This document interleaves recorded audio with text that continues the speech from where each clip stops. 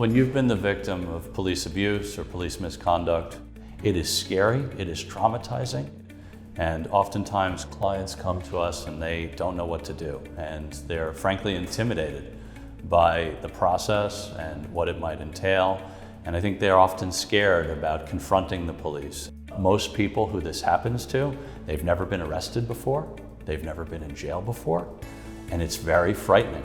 And it can be traumatizing, and people can come out of that experience really rattled and really feeling like their life has been turned upside down.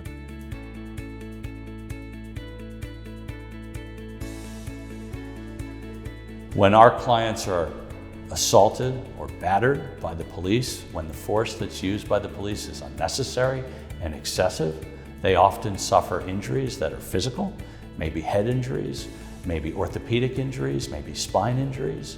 And there's a lot of things that happen, if someone is arrested and confined falsely for a period of days, they may miss work and they may not be able to call work, or coworkers, friends, family may find out that they've been arrested without knowing the full story. And it can be embarrassing. People can lose jobs. They can be penalized in any number of ways across their life.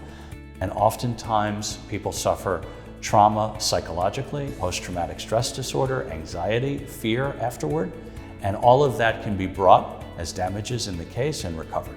Under the law, you have a right to sue and recover damages for the time where you've lost your liberty. And we walk them through that process, and we explain to them exactly what legal rights they have and what claims can be made. We treat our clients like family. We speak to them on a near daily basis. And whatever it is they're feeling, whatever they're dealing with, we walk them through it.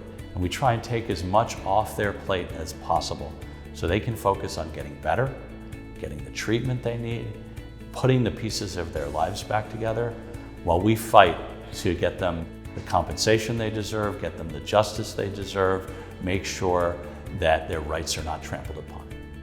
I'm a plaintiff's attorney who represents victims of police misconduct. But earlier in my career, I was a lawyer for the city of New York. I worked for the New York City Law Department, and over a period of years in Brooklyn, I rose to be one of their top trial attorneys in Brooklyn.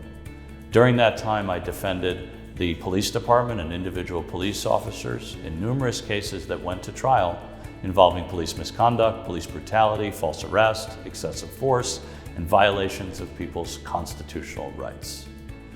That experience, that perspective has made me a better lawyer today representing victims of police misconduct.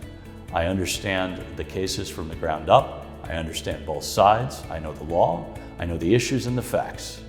My firm and most firms like my firm in New York State work on contingency, which means you don't pay any fee up front, you don't pay any fee along the way.